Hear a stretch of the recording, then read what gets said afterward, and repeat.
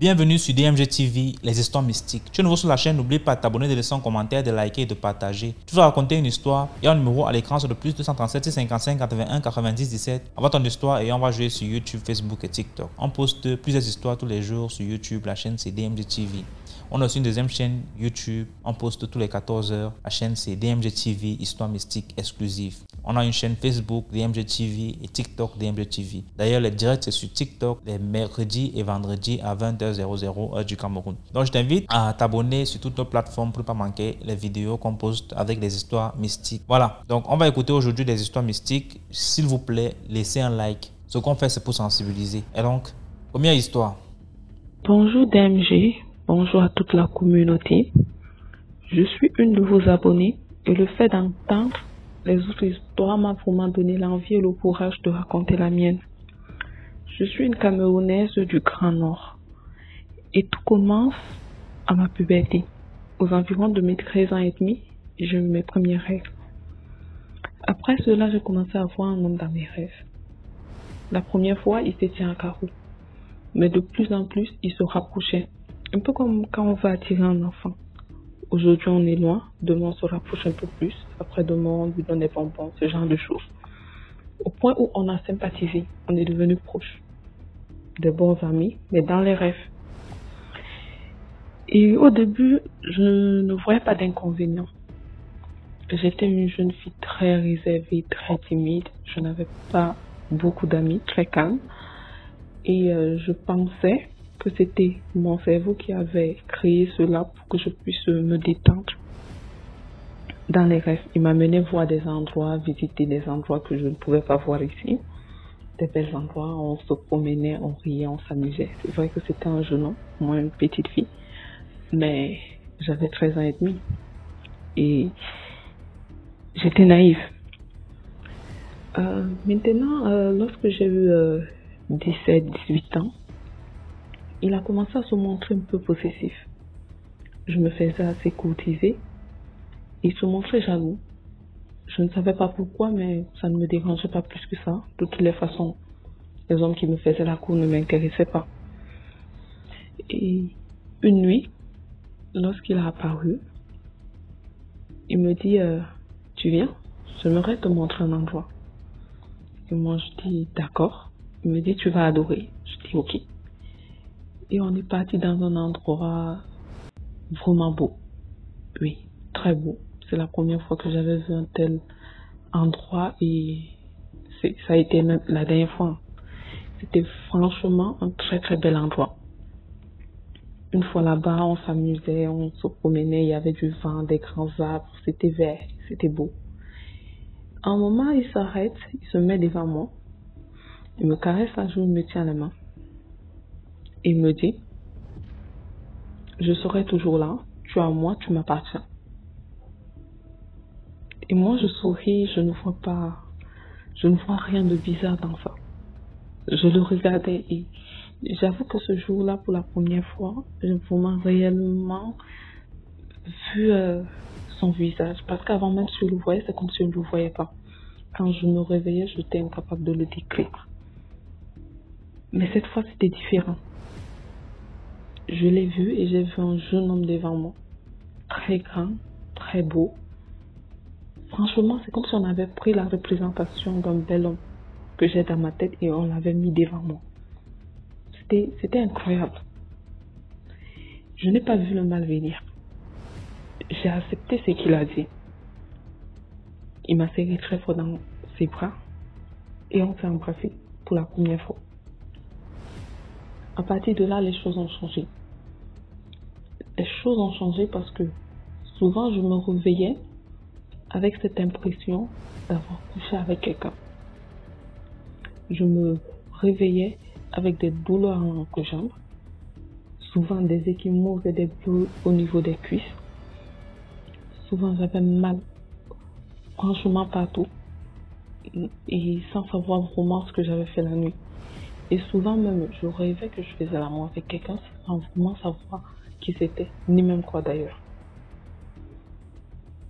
Mais je ne sais pas si c'était à cause de mon âge ou de la honte ou de quoi d'autre, mais je n'en ai pas parlé.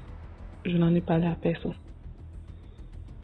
Et lorsque j'atteins environ 22 ans, je dirais, j'ai commencé à me rebeller un peu plus, de plus en plus. C'est vrai que j'étais sortie avec quelques hommes entre-temps, mais c'était des relations qui ne duraient pratiquement pas et qui n'allaient pas loin. Genre quelques jours et puis ça s'arrête sans raison. Moi-même, je ne savais pas pourquoi, mais ça ne marchait pas. Soit l'homme il disait, bon, il veut plus, pour rien, soit c'était moi. Le plus souvent, c'était moi, mais tout s'arrêtait, sans raison. Je me montrais de plus en plus rebelle. Et quand un homme me faisait la cour, il aimait bien se moquer. Il disait, ne perds pas ton temps, ça va pas marcher. Il n'y a que moi qui peux t'aimer. Il va te laisser. Tu m'appartiens, c'est ce qu'il disait. Et moi, sous l'effet de la colère, je sortais souvent avec cette personne. Mais après quelques jours, je retirais mes pieds moi-même, sans raison, et je laissais. Maintenant, à mes 23 ans, j'ai rencontré un gars, un homme que j'aimais bien. Pour la première fois, je me sentais vraiment bien avec le sexe opposé. Je ne sortais plus avec, je voulais plus sortir avec quelqu'un juste pour que mes amis, pour me montrer à mes amis que, ok, moi aussi j'ai un gars. Ou pour me sentir normal. Non, je sortais avec lui parce que je le voulais. Il m'a catégoriquement interdit de m'approcher de ce type ou même de sortir avec lui. Mais plus il me disait ça, plus ça m'encourageait. Plus j'avais envie de le faire. Et on s'est mis ensemble.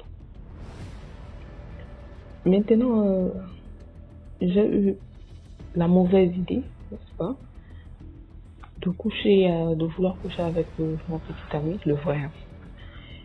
Après tout, j'avais 23 ans, je n'avais pas encore couché avec un homme, je me sentais pas très normale, vu notre temps, la période, sa vie. Et c'est comme s'il avait senti ma catégoriquement interdit de le faire. Mais je ne sais pas pourquoi, peut-être qu'arrivé un moment où on réfléchit plus mal que d'habitude, où j'étais désespérée, mais j'ai pensé qu'en faisant cela, en souillant mon corps, il allait me laisser. Je l'ai vraiment pensé. Ça m'a plus encouragée à le faire. Et on a décidé de le faire avec mon petit ami qui connaissait plus ou moins l'histoire, parce que je lui avais quand même raconté des petits brins. Pas tout, mais en quelque sorte. Il dit d'accord, ouais, on était d'accord, on décide de le faire. On a eu à faire peut-être 20 tentatives. Oui, environ 20 avant de réussir. On a réussi à coucher ensemble, c'était l'année dernière. J'avais 24 ans, la fin de l'année dernière. Et on réussit enfin à le faire. Et quand ça arrive, j'ai cru avoir réussi à me débarrasser de ce que je peux considérer comme un esprit qui me hantait. Mais c'était là ma plus grosse erreur.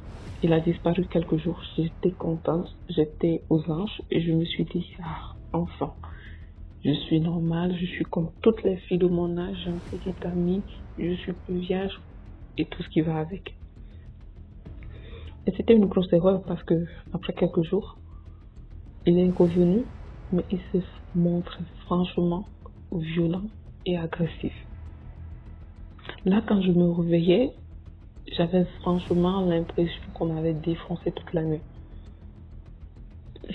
Les marques de morsure étaient visibles, les échymoses, les bleus. Franchement, parfois, quand je me réveillais, j'étais tout simplement incapable de marcher à cause des douleurs que je ressentais à l'entrejambe. Et j'ai franchement commencé, même dans mes rêves, je voyais comment on me violait. C'était juste affreux. Et c'est des trucs qu'on ne souhaite à personne. Le pire dans tout ça, c'est que j'ai commencé à le voir. Il a commencé à se manifester physiquement. Ce n'était plus dans les rêves, mais là, même physiquement. Une nuit, alors que je dormais pas profondément. La lumière était allumée. Il s'est approché. Bon, j'ai senti un truc s'approcher de moi, s'asseoir là, à mon chevet, s'asseoir tout juste à côté, me caresser la joue, les cheveux. et tout le corps même d'ailleurs. Je me suis réveillée en sursaut. Et quand je me réveille, il était juste là. Il a disparu devant moi. Je l'ai vu disparaître. Non mais ce jour-là, j'étais abasourdie, je ne savais même pas quoi penser. Je ne savais pas quoi penser. Quelques jours après, pendant que, en pleine journée, hein, ce jour-là, c'était en journée. Non mais, j'ai vu son ombre. Il était là, à côté. Non seulement je l'ai senti comme je le sentais souvent, mais là, j'ai encore vu son ombre. Juste derrière moi, il était là. Et il adorait faire ça. Souvent, alors que j'étais là, alors que je suis là tranquille, je sens comment il est derrière moi. Je sens comment il est là au niveau de mon cou. Un peu comme s'il me donnait un baiser au cou, je sais pas. Je sens comment il y a comme une main qui me tient la taille. J'ai pensé que je devenais folle.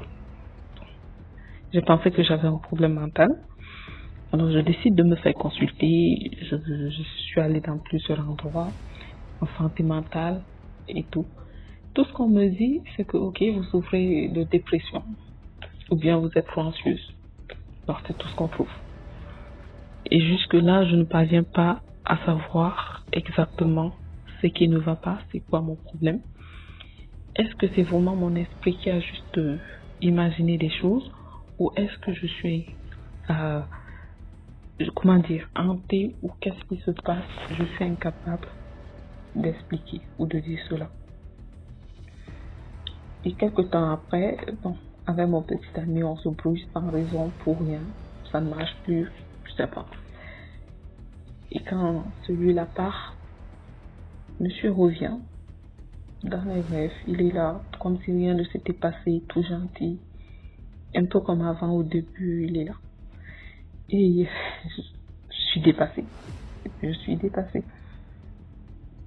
Je suis franchement dépassée parce que je ne sais pas comment faire pour me débarrasser de lui. Comment faire pour qu'il me lâche. Comment faire pour enfin être normal comme les autres. Et c'est pourquoi j'aimerais aussi avoir des conseils. J'aimerais avoir vos différents avis. La dernière fois que je suppose qu'il a couché avec moi, je l'ai, dans la nuit, avant que je revienne, j'ai fait un rêve où on couchait avec moi là-bas. Je suis incapable de dire si c'est lui ou c'était un animal ou c'était quoi, mais c'est arrivé dans mes rêves, c'était lui. Je suppose que c'était quand même un homme. Et quand je me suis réveillée, c'était bien clair que j'avais fait cela la nuit. Et ça ne fait que quelques jours. C'était la dernière fois. Et jusque-là, j'ai peur de dormir. Je souffre d'insomnie. Je ne sais plus quoi faire. C'est juste affreux. C'est franchement une situation désagréable. Et je ne sais pas quoi faire. Alors, j'aimerais avoir vos différents conseils, si possible. Plus d'éclaircissement. J'ai franchement besoin d'aide. Et je vous remercie franchement de m'avoir écouté. Merci à vous DMG. Et on se retrouve dans l'espace commentaire. Merci beaucoup pour l'histoire. Maintenant, on passe à la deuxième histoire. Bonjour DMG. Bonjour la famille. Bonjour la team. Voilà. Je viens aujourd'hui vous raconter un phénomène. Je vais appeler ça un phénomène parce que je ne sais vraiment pas dans quel cas mettre cette histoire. Et il faudrait bien que quelqu'un nous explique. Voilà l'histoire.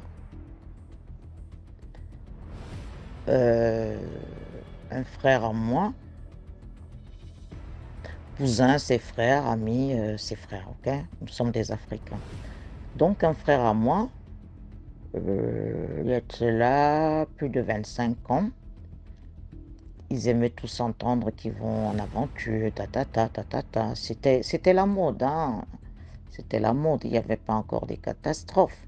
C'était des pays limitrophes, voilà. Alors, limitrophes avec le Cameroun, bien sûr. Ils avaient l'habitude entre la Guinée, le Gabon, voilà. Et ils décident, comme la plupart ramenaient des échos, ils entretenaient la famille, le village, on se disait que ça marche bien. Donc voilà, ils se décident aussi à aller chercher sa vie. Donc ils prennent le car, hein, comme tout le monde. La plupart, c'était soit les commerçants, soit les petits jeunes aventuriers et tout. Lui, il n'avait pas l'habitude, c'était sa première fois. Au niveau de la frontière, le chauffeur gare, voilà, et ça, pour que tout le monde se soulage et tout. Et s'il y en a qui veulent acheter quelques trucs et tout, on a 15 minutes, bon, voilà. Dépêchez-vous parce qu'après, on ne va pas attendre tout le monde. Et vous les hommes, à cet endroit, jusqu'à ce qu'on arrive, vous pouvez acheter tout ce que vous voulez. Mais ne buvez jamais la bière d'une personne. Ne mangez jamais même un beignet. Faites-vous acheter ce que vous voulez, soulagez-vous et soyez les premiers à rentrer dans le car. Je vous le dis et je répète, ne prenez rien de personne. Ne prenez rien de personne. Ça, c'est pour les hommes. Les femmes, faites ce que vous voulez. Je ne sais pas s'ils ont compris ça autrement ou je ne sais pas, je ne sais vraiment pas.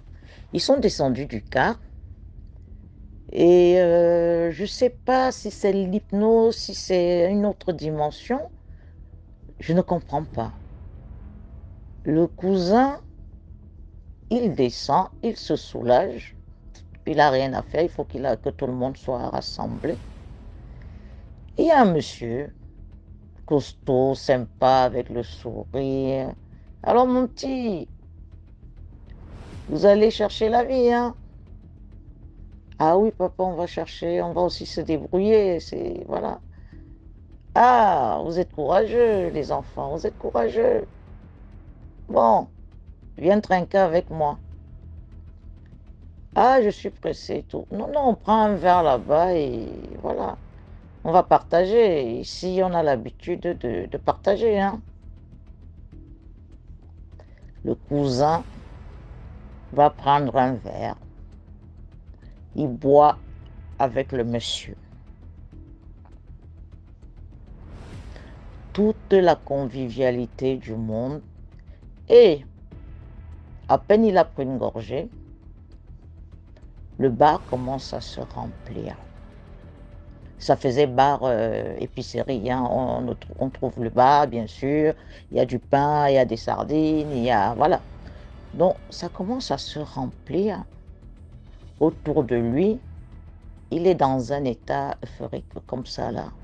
Il rigole avec ses messieurs et tout. Ils sont tous costauds. Et le petit jeune, voilà, il a la force de la jeunesse et tout. Et 2, 3 messieurs sont déjà dans la bande et tout.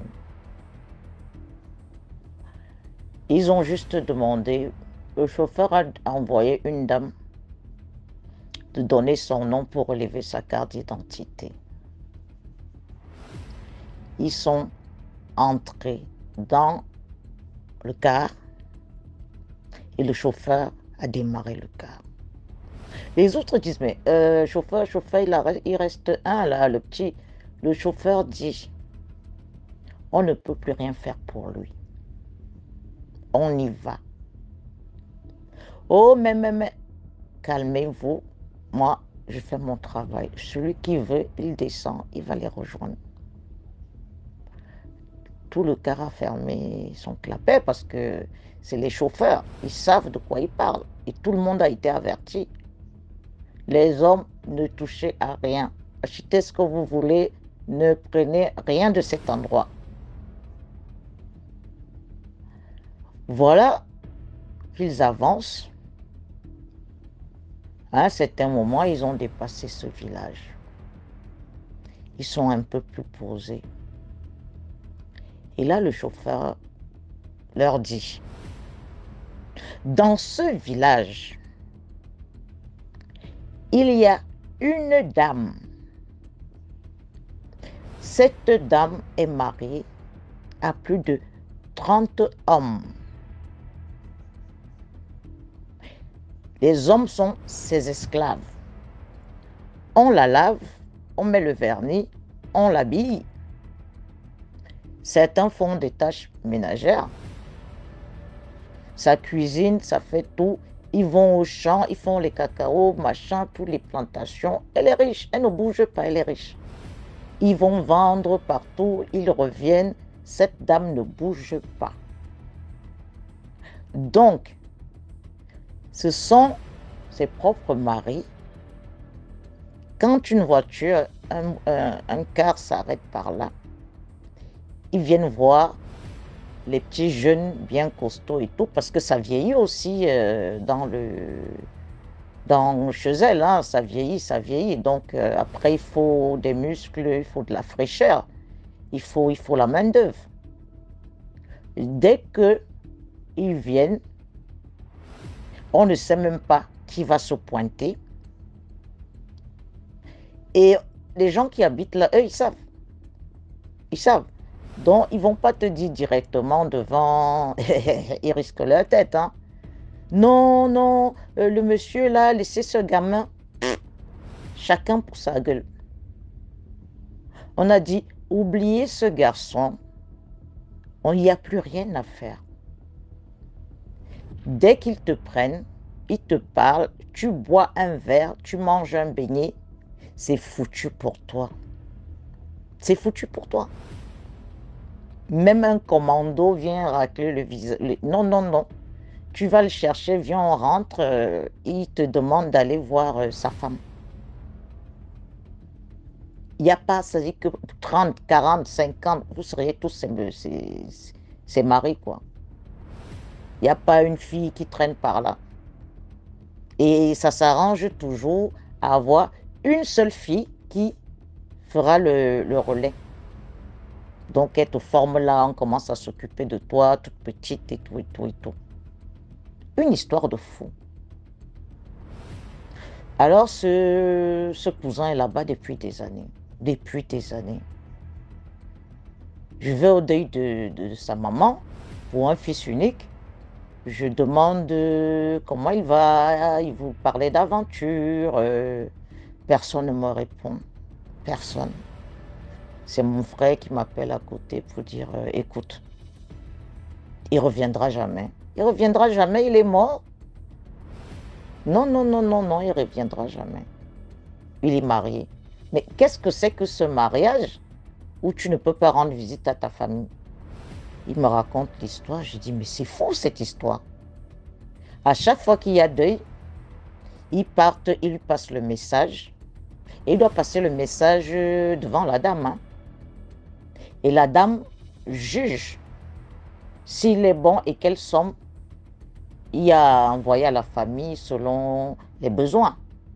Pour le deuil de sa maman, elle a remis une enveloppe de 50 000 francs CFA. C'est sa contribution. Il passe là-bas, oui, tel est malade et tout, et tout, et tout. La dame, ça dit que tu vas demander à la dame, on l'appelle devant tous les hommes. Elle va dire, bah écoutez, hein, si tout le monde venait ici parce que son père, sa mère est malade, hein, ils peuvent se débrouiller. Tu ne discutes pas, tu prends ta route. Et la plupart, ils envoient les femmes, hein, parce que toi, l'homme, en allant même plaider la cause de ceci, tu risques d'y rester, quoi. Je ne savais pas que ça existait. Parce que dans un monde normal, une seule femme ne peut pas avoir plus de 30 maris. Et ils te disent, hein, non, non, nous sommes mariés. Et ils s'entendent très bien. Mais très bien. Ils font tout ensemble, ils cuisinent. Tant qu'elle n'a pas mangé, personne ne mange. Et il lui faut plusieurs mains. parce que selon ses humeurs, elle peut manger ça ou ça. Ils attendent. Ils la regardent comme, je ne sais pas, une apparition mariale. Ils attendent. Elle finit de manger, ils débarrassent et tout, la sieste et tout, et tout, et tout. On arrange son dos et des coussins pour s'assurer que madame est bien, madame ceci, madame cela. Je trouve ça... Je me suis rappelé de ça et j'ai trouvé ça mystique. Donc, si quelqu'un d'autre a connu une histoire pareille, venez nous éclairer. Parce que là, je crois vraiment que c'est des gens qui ont été vendus. Ils n'ont pas besoin de mourir. Donc, ils restent là. Ils servent tout le monde est au courant. Tout le monde le sait et personne ne peut rien faire. Personne. Personne ne peut rien faire. Les gars sont envoûtés, ils viennent, ils vous envoûtent. Tu prends un verre, tu prends tout ce que tu veux, tu manges un beignet, tu parles, tu réponds à une personne, tu es parti.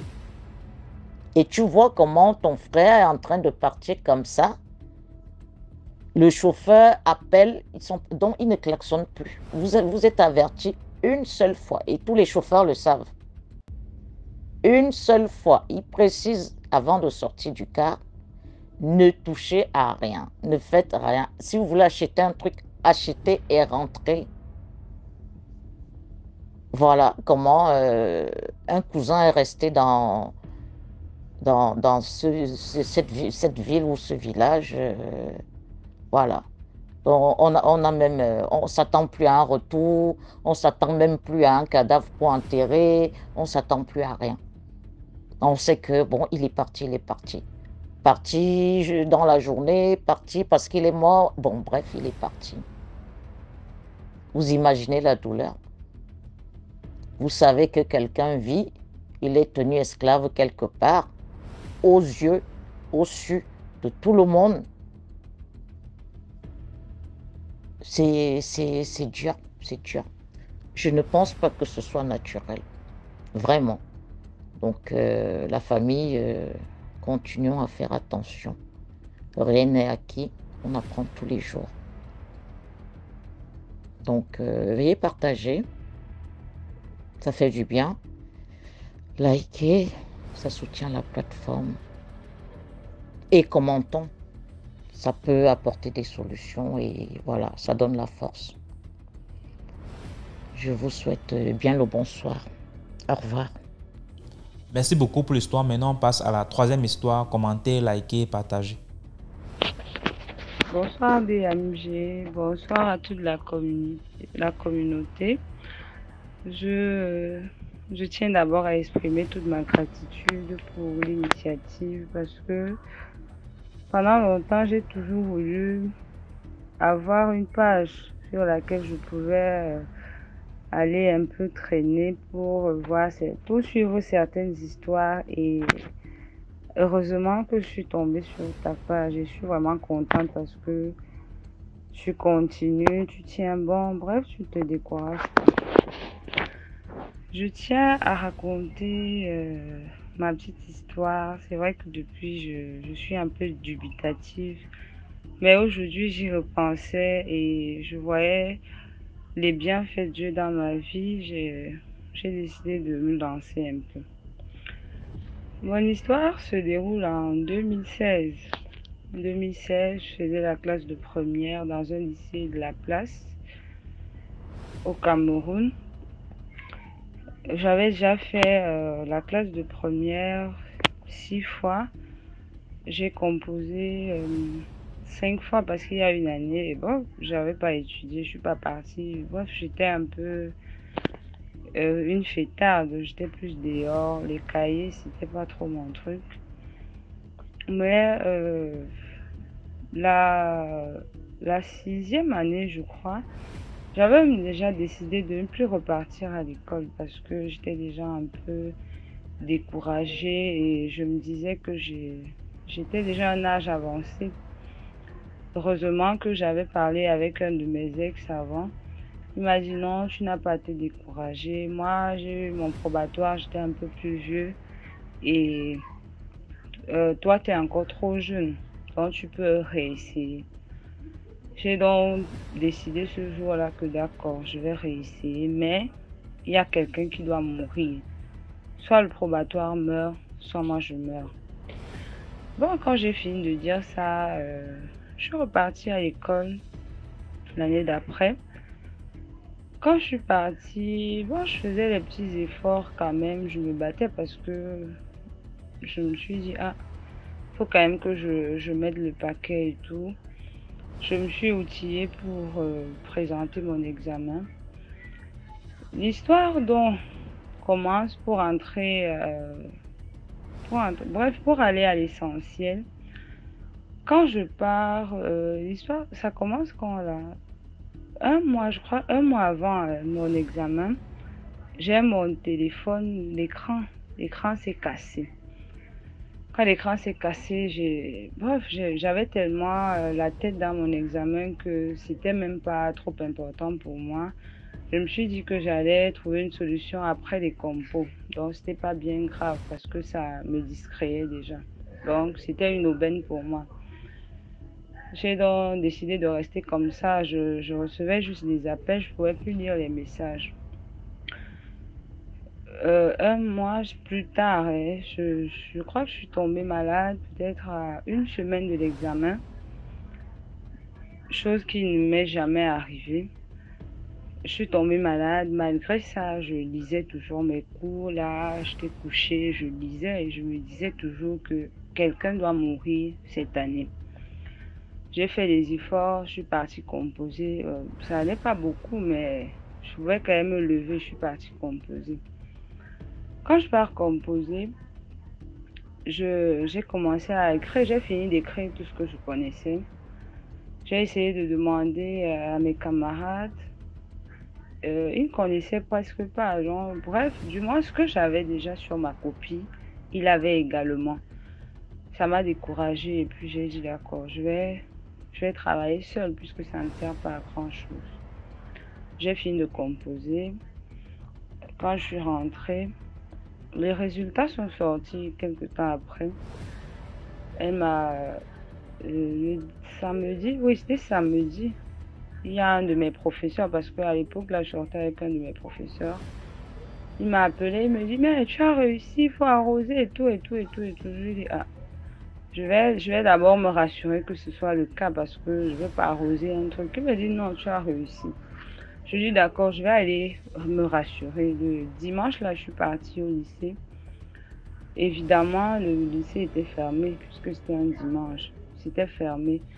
Je me suis donc arrêtée chez ma camarade avec qui je marchais à l'époque, donc mon amie de l'école. Quand je m'arrête chez elle, je lui demande, mais comment tu as fait? Elle ne me répond pas, elle sourit. Je lui dis, d'accord. Comme tu souris, je suppose que tu as réussi.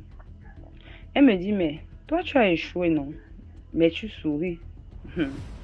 Et je tiens à souligner que j'ai rêvé d'elle qu'elle avait réussi. Et moi, généralement, quand je rêve qu'une personne a réussi, c'est l'inverse qui se produit. Et quand je rêve qu'elle a échoué, c'est plutôt l'inverse. Bref, inversement.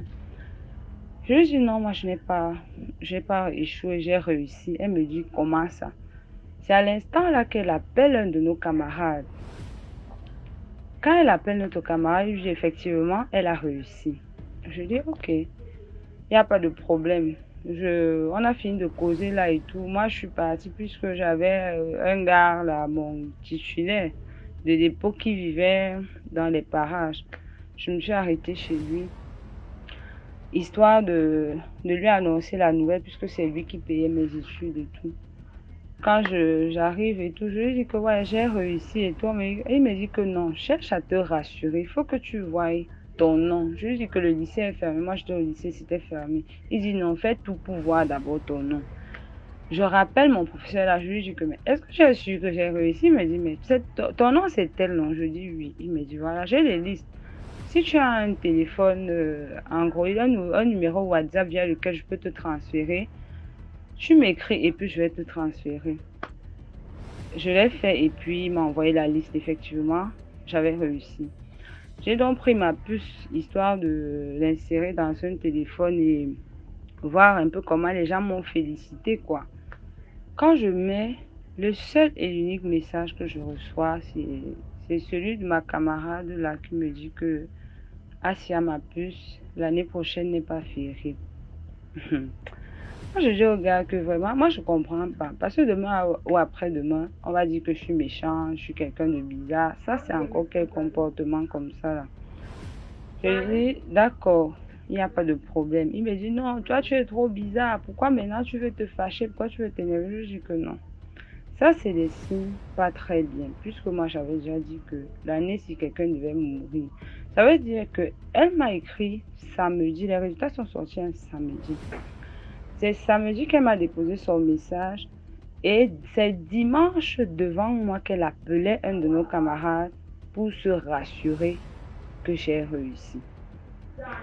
Je suis restée tranquille. J'ai juste dit que, ok, à partir d'aujourd'hui, elle n'est plus mon amie. Moi, je ne marche pas avec des sorcières parce que ça, c'est un signe de sorcellerie. Tu peux pas faire que tu n'es pas renseigné sur les résultats d'une personne, mais tu lui donnes les résultats la veille. Et c'est devant moi qu'elle prenait le renseignement. Je suis restée tranquille. Donc, ça, c'était l'une de mes histoires. C'est une histoire qui m'a tellement marquée et j'ai tenu à la partager parce que très souvent, on parle des vols d'intelligence, des vols d'examen. Ce sont des choses qui existent, mais bon, on ne fait pas toujours cas. J'ai compris avec le temps que si elle n'a pas pu me voler mon examen, c'est parce que je n'avais pas triché. Car si j'avais triché ce jour-là, elle allait me prendre cet examen-là. Étant donné que je n'ai pas triché, et bref, heureusement que Dieu m'avait aidé, parce que c'était pas délibérément que je n'ai pas triché. Le Seigneur a bloqué tout pour que je ne triche pas et tout. Et il a même cassé l'écran de mon téléphone parce qu'il savait que si j'apprenais la nouvelle, j'allais trépasser. Et aussi, bref, il y a tellement de messages, il y a tellement de choses à retenir. Je retiens déjà au niveau de mon téléphone que parfois, il y a des situations qui peuvent nous arriver. On a l'impression que le ciel nous tombe sur la tête. Mais le Seigneur permet que ça arrive parce qu'il veut nous préserver de quelque chose. Si mon téléphone ne s'était pas cassé, je serais morte aujourd'hui. C'est combien? 8 ans plus tard, ou bien, bref, 2016-2024, je serais morte depuis. Et j'ai également retenu qu'il faut éviter de tricher. Parce que très souvent, les mamans nous disent souvent, non, quand tu parles, il faut regarder à côté, il ne faut pas composer comme ça et tout, non. Il faut enseigner à nos enfants à ne pas tricher. Parce que pour qu'on te vole quelque chose, il faudrait que tu aies ouvert les portes. Mais ce jour-là, j'ai eu la grâce que le Seigneur ait fermé toutes les portes et tout. Elle n'a pas pu arriver. Elle n'a pas pu arriver à son but. Et voilà, aujourd'hui, je suis plus son amie. Depuis 2016, j'ai coupé les ponts avec cette fille et tout. Donc, faisons très attention. Soyons des gens bien, c'est ce que moi je peux dire, parce que je ne lui ai jamais voulu de mal. Je ne sais pas pourquoi elle me voulait autant de mal. Et je suppose qu'elle avait cette assurance-là parce qu'elle a vu son nom. Étant donné qu'elle avait réussi, elle était sûre à 100% que moi j'avais échoué. Maintenant, je ne sais pas à qui elle a volé le probatoire. Elle va devoir le payer tôt ou tard. N'oublions pas de partager, liker, de commenter. Du courage DMG dans l'initiative. Je vous reviendrai avec encore plus d'histoires. Celle-ci, j'ai d'abord tenu à la partager parce que elle me tenait beaucoup à cœur. Merci beaucoup pour l'histoire. Maintenant, on passe à la 4e histoire. Bonjour DMG. Bonjour toute la communauté DMG. Bonjour tout le monde. J'ai connu cette chaîne, ça fait pas longtemps, au mois de décembre. Depuis là, je suis les histoires, c'est intéressant, ça sensibilise beaucoup. Et j'ai envie de faire aussi mon témoignage. J'ai acheté un terrain, j'ai construit un nouveau quartier. Nous étions les 3e personnes à rentrer, mon mari et moi. Il a trouvé 2 personnes avant nous. Un peu de temps après, un jeune homme est rentré aussi. Il a acheté une parcelle, celle qui était à côté de mon terrain. Il est venu se présenter à nous. Il fait désormais partie du quartier. Bon, je lui ai dit, bienvenue mon frère. Moi, je suis là. Il a commencé à faire ses travaux de construction. Il n'a pas tardé. Bon, je lui ai dit, si quand tu viens faire tes travaux, nous on a déjà l'eau, le courant, tout est là. S'il y a à manger, tu termines, tu passes, nous dis au revoir. S'il y a à manger, on mange. Ah, c'est gentil, c'est gentil. Il a commencé, il a fait une partie de sa maison, il est venu avec sa famille, avec 3 enfants. Il était très serré avec ses enfants, bien rapprochés, bien proches. Ce qui faisait qu'il ne laissait même pas ses enfants venir jouer avec mes enfants, non. On était là, il a commencé à prendre l'eau chez moi. Moi, j'avais déjà l'eau, lui n'avait pas encore tiré. On était bien. Donc, il a commencé à prendre, il prenait l'eau, payait, à la fin du mois, il payait. Donc, comme j'avais un singe, des enfants jouaient avec. Donc, quand il s'échappait, c'était le singe mangrine, il a beaucoup grossi, il était comme un chien. Quand il s'échappait de sa cage la nuit, il connaissait ouvrir le robinet. Il ouvre le robinet. Il finit de boire de l'eau, il ne connaît pas fermer. L'eau va couler par terre toute la nuit jusqu'au matin. Donc, je me retrouvais avec vraiment des grandes factures que vraiment je suis de passer. Donc, une fin du mois, la facture est arrivée. J'ai trouvé de l'argent et il manquait un peu. En ce moment, lui n'avait pas encore payé l'eau. Ma fille dit, oh maman, on peut aller demander l'argent que tonton l'autre nous doit, comme ça tu complètes, on paye la facture. Je dis, ah, vas-y. Donc elle est partie, elle a demandé, elle a connu, ah, tonton, on va payer l'eau, est-ce que vous pouvez déjà avoir? Ça ne l'avait pas plu. On va lui demander l'argent de l'eau, pourquoi? Ça ne l'avait pas plu. Il a parlé, parlé. L'enfant, je voyais, parce que ma maison est perchée, lui, il était en bas, je vois tout ce qui se passe dans sa cour. Je voyais ma fille debout devant la porte. J'entendais la voix, mais je ne savais pas ce qu'il disait, je n'entendais pas ce qu'il disait. Après, il a donné l'argent à l'enfant. Il dit, mais c'est comment là-bas, maman? Depuis que tu es parti, il dit, ah, il était fâché. Il n'a pas apprécié que j'aille lui demander. Il dit, ah, fâché comment? La facture est forte. Je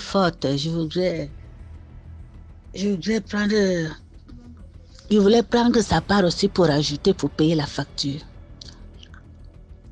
Non, de là, ça n'avait pas plu. Hein.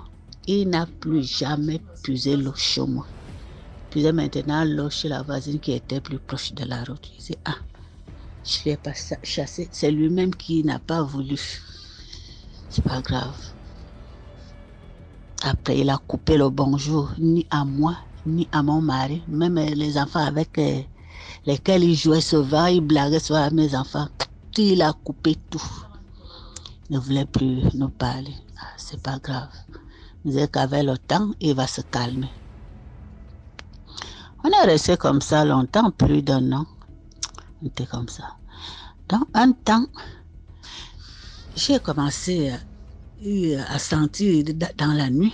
À ce moment-là, on avait affecté mon mari à l'intérieur du pays. Il a dit non. Assez ici à Libreville, une fois tu laisses ton terrain comme ça, on guette 6 mois, 1 an, il n'y a personne. Quand tu vas revenir, tu vas trouver une maison qui a déjà poussé. Toi, va travailler là-bas. Moi, je reste ici à Libreville. Toi, va là, on t'envoie en province. Donc, mon mari, lui, il est parti. Je suis restée avec les enfants. Donc, La nuit, vers minuit, 1 heure, quand on dort déjà profondément, quelque chose tombe sur la toiture. Ding! Les enfants sortent de leur chambre. Ils courent, maman, maman, maman. Ils ont peur. Donc, et c'est comme si c'était un gros oiseau. Il marchait sur la toiture. Les tôles font gnos, gnos, gnos. Avec chaque pas, gnos, gnos, gnos. La première nuit, je dis, mais ça, c'est quoi ça? Donc, comme notre maison n'était pas encore complètement finie, il y avait les tuyaux PC. Long, c'était long, 2 à 3 mètres comme ça. Donc, j'avais 2 mètres. Donc, j'ai soulevé un tuyau. Donc, là où la chose là marchait, la maison n'était pas encore plafonnée. J'ai damé le tuyau là-bas. J'ai commencé à prier fort, parler, prier. J'ai acheté mon terrain. Je n'ai demandé rien à personne. Ici, c'est chez moi. Que tu sois qui ou qui, je demande de quitter chez moi. Donc, je parle comme ça. J'invoque le sang de Jésus. J'envoie le feu de l'Esprit Saint. Le feu, le volcan, l'acide céleste. Je prie comme ça. Après, ça se calme. Ça ne lâche pas. Hein? Deuxième nuit, pareil. Troisième nuit, je me retrouve maintenant avec tous les enfants au lit. Ils ont peur. Ils disent, mais c'est pas possible. Une nuit, j'ai pris encore le truc là est encore revenu, encore tapé sur la toiture. Mais le feu, le volcan du ciel, la céleste, le sang de Jésus. Priez. J'ai damé le tuyau là partout. Il marchait pour que ça soit les flèches, ça sont les armes de Saint-Michel. Quand je te combats avec les armes de Saint-Michel. Priez.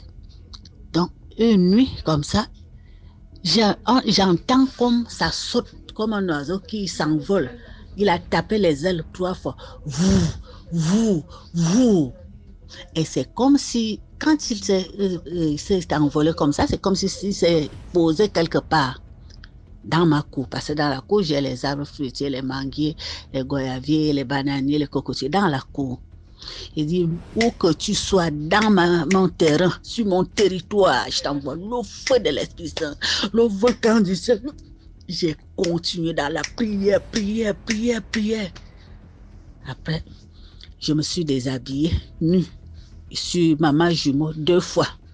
On a des coutumes, des traditions. J'ai ouvert la porte. Les gens, oh maman, tu vas où? Toi, tu n'as pas peur? J'ai dit, je n'ai pas de rien. J'ai crié à autour et dit, je n'ai pas de rien. Ici, c'est chez moi. C'est ma maison. C'est mon terrain. Je ne dérange personne mystiquement et personne ne doit me déranger aussi. Si je dois quelque chose à quelqu'un qui vienne me le demander, dans la journée, je vais lui payer. Je ne connais pas le monde mystique et que personne ne mette encore ses pieds dans mon terrain, ni le jour, ni la nuit. J'ai fini de parler comme ça. Je suis sortie nue. Je me suis mis dehors. J'ai crié, tourné la maison, parler. Je suis rentrée à la maison. Les enfants, oh maman, toi tu n'as pas peur. Je dis, je n'ai pas peur. Je ne dois rien à personne. Et je ne connais pas le monde mystique. Donc voilà, le matin, les enfants s'est réveillés, ceux qui sont partis à l'école, on est là. Je regarde comme ça. Une branche de mon goyavier est brûlée, bien brûlée, brûlée. Les feuilles sont mortes, calcinées, la branche est noire avec la fumée. Je dis, oh, ça c'est quoi? En bas, il n'y a pas eu l'allumage de feu, il n'y a pas eu le feu quelque part, rien. D'où vient ce feu qui brûle rien qu'une branche, une grande branche? C'est là que je comprends que, donc quand je priais, j'invoquais la nuit, quand je combattais dans la nuit, j'ai entendu comment, je peux appeler ça oiseau, s'est envolé, il a tapé les ailes 3 fois, voum. Donc c'est là qu'il a atterri. Hein. Donc quand les enfants sont venus à midi de l'école, j'ai dit, mais vous voyez un peu là-bas, oh maman, qu'est-ce qu'il y a brûlé? Tu as mis le feu, pourquoi? Il dit, c'est pas mort. C'est quoi? J'ai dit, voilà. Vous avez entendu comment le truc qui tombe souvent sur la toiture s'est envolé. Il a tapé les ailes 3 fois, donc il est venu se poser là. Le feu qu'on invoque là, ce n'est pas en vain. C'est une réalité. Donc le feu là, l'a bien brûlé. Quand il s'est posé, c'est là qu'il s'est posé. Et voilà pourquoi le feu qui était celui a brûlé la branche. Les enfants n'en revenaient pas. Mon fils aîné me dit, maman, je simplifiais tes prières là, donc c'est vraiment fort comme ça. Il dit, vous allez voir. Si c'est une personne, il tombera malade, vous allez voir. Non, le temps est passé, 1 mois, 2 mois, 3 mois. Quelqu'un est tombé malade, c'est qui? C'est le jeune garçon plus bas. Il est malade, malade, malade. Je ne le vois même plus dehors. Donc une nuit, je continue dans les prières, je continue toujours. Des minutes, je suis debout, je fais l'adoration, là loin, l'adoration. Je rentre dans les combats. Toutes les nuits, minuit, je faisais comme ça. Une nuit, je rêve, je suis devant ma porte. Je le vois venir depuis là-bas, depuis le bas, vers chez lui là. Il montait vers chez moi. Il marchait vite, vite, vite. Il avait quelque chose dans la main, je ne sais pas ce que c'était. Lui, il voulait rentrer chez moi. Dès qu'il arrivait devant ma porte, il m'a vu. Il a fait demi-tour. Ce qu'il avait dans la main, il a posé. J'avais un vieux congélateur dans la cour, je l'avais le linge dessus. Il a déposé cette chose-là et il est parti chez lui. Quand je me suis réveillée à 3 heures, je suis encore rentrée dans les prières. Je fais le retour à l'envoyeur. Tout ce que quiconque peut déposer chez moi, dans ma maison, dans ma parcelle, retourne contre lui au nom puissant de Jésus. Je fais le retour à l'envoyeur. Retour, je ne connais pas le mal, je ne connais pas la sorcellerie. J'ai prié, prié, prié. Je dis, mais ça, c'est quoi ça? Donc, un jour, je le vois, il puisait l'eau, il y avait un lac, il y a un lac en bas. Il y a un lac plus bas, je le vois puiser de l'eau. Il a maigri, plein le corps, plein de gales. Moi, j'étais en train de fouiller les tubercules. J'avais planté les tubercules dans la cour. Quand il m'avait vu, il avait honte. Il s'était retourné de l'autre côté pour rentrer chez lui. Il avait honte. Ce qu'il faisait, j'ai dit, mais l'enfant là a quoi comme ça? Pourquoi il est devenu comme ça là? Donc, un jour, il est parti se confier à son ami, un gars burkinabé qui coupait l'herbe chez nous. Il débroussait avec sa machine. Donc, il dit au gars burkinabé, ne s'impliquez pas à telle personne. Hein. Vous voyez, les gens ne savent pas comment ils sont. La femme là, elle est très forte. Bien peut-être c'est le pouvoir des jumeaux. Comment elle a fait des jumeaux, je ne sais pas. Le gars lui dit pourquoi? Il dit, elle est très forte, hein? Elle est très forte. Ses prières-là sont très fortes. Très fortes. Donc, peu de temps après, le gars-là, il est décédé. Et moi, je ne savais pas qu'il est mort. Puisqu'on ne se parlait pas. Je l'ai vu dehors une fois. Il est mort.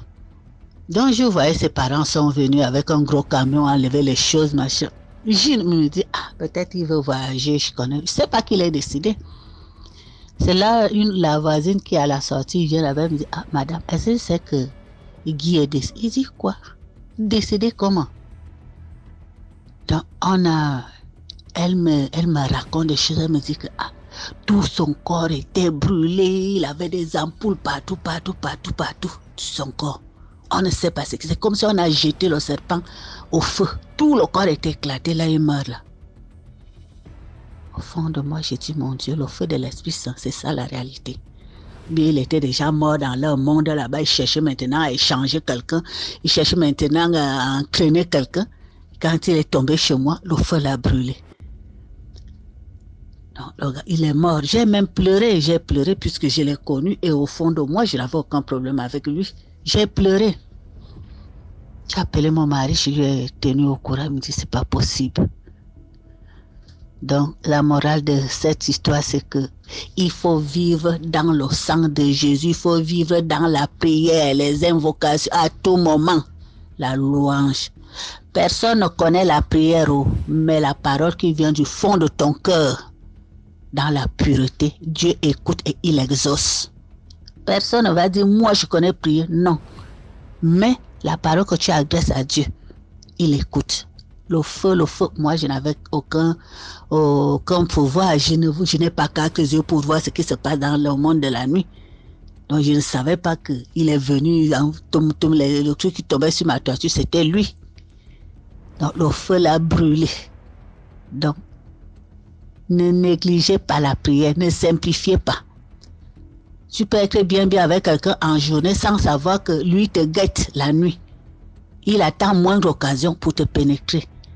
Donc, le monde où nous vivons là est difficile, très compliqué. très compliqué. Faisons attention. Mais il vaut mieux vivre dans la prière. Dans la prière. Donc, c'est ce que je tenais à raconter. Merci pour tout le monde. Merci beaucoup pour l'histoire. Maintenant, on passe à la 5e histoire. Likez, s'il vous plaît. MG, c'est Sagesse de Paul, le guerrier de Dieu. Je tiens à vous raconter l'histoire mystique que j'ai intitulée Karma immédiat. Cette histoire se déroule dans la région du Sud Cameroun. C'est l'histoire d'une femme qui souffrait d'une maladie où il fallait qu'elle prenne régulièrement des médicaments. Elle a dû sortir de chez elle pour aller dans un centre, voir une agence d'opération d'argent, et elle a retiré 5 000 francs que sa fille lui avait envoyés. Au sortir de là, elle a stoppé un soi-disant moto-taximan, dont une brebis galeuse parmi tant d'autres, qui au lieu de sortir faire le service noble de moto-taximan, lui, il est là pour agresser, soutirer, violer des femmes, des jeunes femmes, voire même des fillettes. C'est donc ainsi que la femme, et généralement ces gars-là, ces brebis galeuses-là, eux, ils n'acceptent que l'interpellation des femmes. Quand c'est un homme qui les stoppe, il ne s'arrête pas, parce qu'il sait ce qu'il va aller faire avec la femme devant. C'est ainsi que, comme je disais tantôt, la femme le stoppe donc. Il s'arrête, la femme lui donne la destination. Et la femme lui fait comprendre qu'elle a un billet de 5 000 francs. Vu que la destination où il devait laisser la femme était un tarif de 200 à 300 francs, la femme lui fait donc comprendre que par rapport à son gros billet, qu'il prenne plutôt 500 francs, oui, au lieu de 200 ou 300, comme le tarif normal l'indique. Le chauffeur de la moto n'a rien dit. Il a simplement attendu que la femme monte sur sa moto. Il a démarré. Ils ont roulé, arrivé donc maintenant à l'endroit, donc au bosquet, avant la destination finale, donc à quelques mètres de la destination finale. Il s'arrête. Il dit qu'il ne peut plus continuer, que la femme devait le payer. La femme lui demande que mais la destination est juste là à 50 mètres. Arrive normalement et je te donne ton argent. Le monsieur dit non, moi je ne continue plus. Je ne continue plus. Il a inventé une histoire comme quoi on a l'habitude, il a déjà eu des agressions là-bas, même en journée, il ne peut pas arriver jusqu'à ce niveau-là. Enfin, il dit, mais il fallait me dire ça depuis quand j'étais stoppé. Moi, j'allais prendre une autre personne. Il dit à la femme qu'il ne veut rien entendre, qu'il veut son argent. Il est arrivé. Il ne veut rien entendre, il ne veut pas répondre à la femme, que la femme lui donne son argent. La femme prend, elle dit, bon, moi, je ne veux pas discuter. Bon, ça va comme ça, la conversation là s'arrête là. Elle enlève dans les 5 000, elle lui tend les 5 000. Quand elle lui tend les 5 000, le monsieur dit, en plus, vous avez même un billet de 5 000 francs. La femme me dit que, mais je t'avais prévenu. Je me suis dit, non, moi, je ne me souviens pas que vous m'avez prévenu que vous avez un gros billet. Et dans ce bosquet, je ne vois pas où je vais aller faire la monnaie. Donc, je ne peux pas non plus aller faire la monnaie pour vous. Qu'est-ce qui ne me dit même pas que vous êtes même une malfrat? La femme dit, mais qu'est-ce que tu racontes comme ça, mon frère? Il dit, non, moi, je ne peux, comme vous dites, je ne peux pas aller faire la monnaie pour vous et je ne peux non plus vous laisser avec mon argent. C'est où il a démarré sa moto. La femme dit, ce que tu es en train de faire là, moi, je suis maladif. Si tu pars avec cet argent-ci, je ne sais pas comment il va faire. C'est peut-être la maladie va se m'emporter puisque l'argent est incomplet. Je dois encore chercher à compléter cet argent pour acheter mes médicaments. Le monsieur, est-ce qu'il voulait entendre ça? Il a démarré sa moto, il est parti. La femme est restée là, les mains sur la tête, en train de crier, rembourse mon argent, pardon, ne fais pas ça mon frère, ne fais pas ça, ne fais pas ça. Le monsieur, il a démarré, le motoman a démarré sa moto, il est parti. Mais là, il y avait un monsieur qui venait. C'est sûr que c'est même ce qui a fait même que le motoman démarre pour s'enfuir. Il y avait un monsieur qui venait, il voyait la scène, il voyait les altercations, il voyait les gestes de discussion entre la femme et le motoman qui venait de s'en aller. Il vient lui demander à la femme lui raconte l'histoire, plein de compassion pour la femme. Il a dit que bon, qu'elle remet seulement entre les mains de Dieu, voilà 5 000 francs. Il a enlevé 5 000 francs, il a donné. Lui aussi, il a avancé un peu. La femme l'a infiniment remercié. La femme est partie. Il a donc avancé quelques mètres plus haut. Il a donc pris aussi une autre moto pour s'en aller vers la ville. Et maintenant, en roulant pour partir vers la ville, il voit une altercation comme quoi il y avait un accident. Quand il approche, la moto s'arrête. Sa moto qui le conduisait en ville s'arrête. C'était quoi? C'était un camion et une moto qui venaient d'entrer en collision. Quand vous dites un camion et une moto, vous-même vous savez ce que ça peut donner. Qui venaient d'entrer en collision, non pas, ils n'ont pas fait un face à face. Ils sont arrivés au niveau de Dodan. En arrivant au niveau de Dodan, la moto qui fuyait, sa scène qu'il venait de faire derrière, a voulu doubler le camion de l'arrière. Mais en voulant doubler le camion, il a vu un véhicule qui venait. En rabattant, donc il paraît bien que le chauffeur du camion ne maîtrise pas bien la route, donc il a été suivi par les Dodan. En rabattant maintenant, c'est où le chauffeur du camion a brusquement freiné. Imaginez vous-même, il est entré sous le camion. Donc le camion l'a d'abord frappé, c'était un plateau. Le camion l'a d'abord frappé, donc il est entré en collision, le camion l'a d'abord frappé, comme quoi ça a broyé sa tête, il est tombé maintenant. En tombant, il est allé sous les pneus arrière, le camion l'a broyé, comme on vous dit, broyé, pas d'arachide. Quand le monsieur vient maintenant regarder, il se rend compte que c'est le motoman, le mototaximan qui discutait avec la femme, les mêmes habits, la même moto et tout. Il a seulement mis les mains sur la tête. C'est où il a commencé à raconter l'histoire que voilà ce qui est arrivé derrière, que ce motoman-ci qui est maintenant ici en broyé, qui est rejeté en pâte d'arachide là. Voilà ce qu'il a fait là-bas derrière. Les gens qui avaient même la compassion, les gens qui commencent à pleurer pour lui, que les gens sont même quittés, que ça c'est le karma de Dieu, il n'a accueilli ce qu'il méritait. Donc la morale de l'histoire est que quand vous sortez pour faire votre travail, quand on sort pour faire notre travail, faites votre travail dans la justice, dans la vérité. Ne sortez pas pour aller faire un travail, vous prenez le don d'un travail pour aller salir les autres qui font noblement ce travail, alors que vous ce n'est qu'une couverture pour faire vos actes sataniques derrière, vos actes maléfiques derrière. Comme les gens l'ont dit, il n'a que ce qu'il méritait.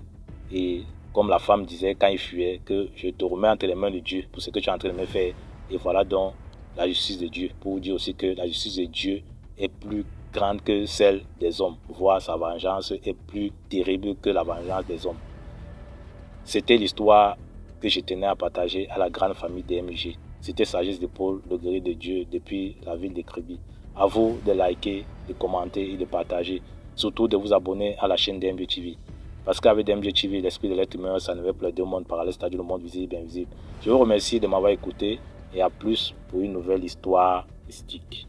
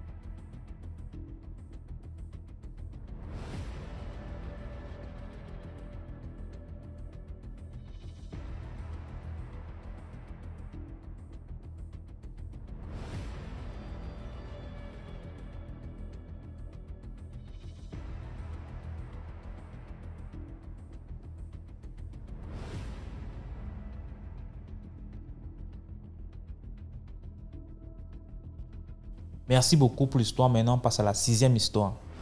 Coucou DMG, coucou à la communauté de DMG. Je vous reviens pour une nouvelle histoire. C'est l'histoire de un grand-oncle à moi. Voilà, ça s'est passé tout récemment, là, il y a moins de 2 mois. Alors, c'est un grand-oncle qui était dans un campement très éloigné et il sortait avec une jeune dame. Genre amour de jeunesse, quoi. Et après ça, il est allé à la ville, aller se chercher et tout et tout. Et il a rencontré une autre femme là-bas avec qui il a eu 2 enfants, dont le dernier à peine 8 mois. Et de retour dans le village, dans le campement, il recroisa la jeune dame. Sauf que la jeune dame était, bon, on va dire en couple avec un monsieur qui était réputé dans la zone pour être quelqu'un qui fait beaucoup de médicaments, beaucoup de pratiques mystiques. Voilà. C'est ainsi que le monsieur a constaté que mon grand-oncle là, avec sa chérie, entretenait des relations. C'est ainsi que le monsieur est venu voir mon grand-oncle et il lui a dit: "Eh monsieur, tu as quitté en ville là, il faut laisser ma femme." Et mon grand-oncle lui dit: "Ah, mais tu l'as mariée où? Tu l'as mariée où? On m'a pas dit qu'elle est mariée, comme ça, comme ça." Et le monsieur maintenant dit à mon grand-oncle: "Je t'ai prévenu, je t'ai dit de laisser cette femme. Ok? Si tu ne la laisses pas, tu vas voir." Et la fameuse phase, tu vas voir. Méfiez-vous de ça. C'est ainsi que le grand-oncle a dit: "Mais toi, tu peux me faire quoi? Toi, tu peux me faire quoi?" Il a commencé à discuter avec le monsieur.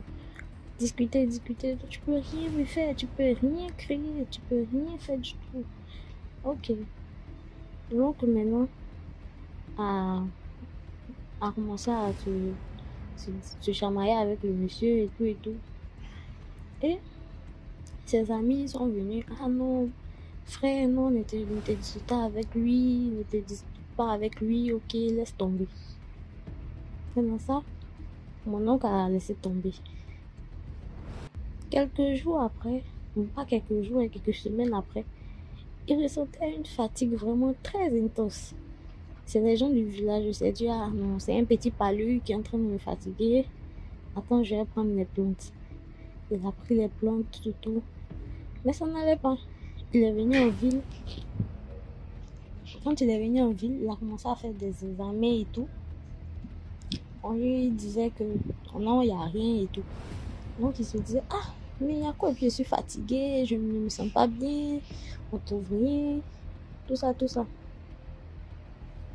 Une semaine après, il revient en ville et il devait aller à un deuil. Vraiment, il a piqué une crise. Une de ces crises-là, on l'envoie à l'hôpital. Il a fait 3 jours à l'hôpital et il est décédé. Donc, ses obsèques se tiennent là. Il y a 2 à 3 jours. Et pendant ces obsèques, alors là, c'était quelque chose de grave. Les vaillants, les très très vaillants jeunes qui étaient chargés de porter le cercueil n'arrivaient pas du tout à faire avancer le cercueil. Ça veut dire quand ils se mettaient là à partir, le cercueil reculait. Ils se mettaient à partir, le cercueil reculait. Le cercueil ne voulait pas du tout rentrer dans la tombe. Et après plusieurs bavardages, cérémonies, ils lui ont mis le couteau dans le cercueil. Voilà que si c'est quelqu'un qui t'a fait ça, reviens pour lui et tout. Voilà. C'est la fin de l'histoire. Finalement, on a pu l'enterrer. Moralité de l'histoire, écoutez, ne touchez pas ce qu'il y a à autrui. Voilà, tout simplement. Et quand quelqu'un qui te dit oui, tu vas voir, si tu n'es pas armé spirituellement, évite-le. franchement, évite cette personne. Évite cette personne. On parle de quelque chose qui s'est passé il y a moins d'1 mois. Ça veut dire que ces choses-là, ça va toujours se passer.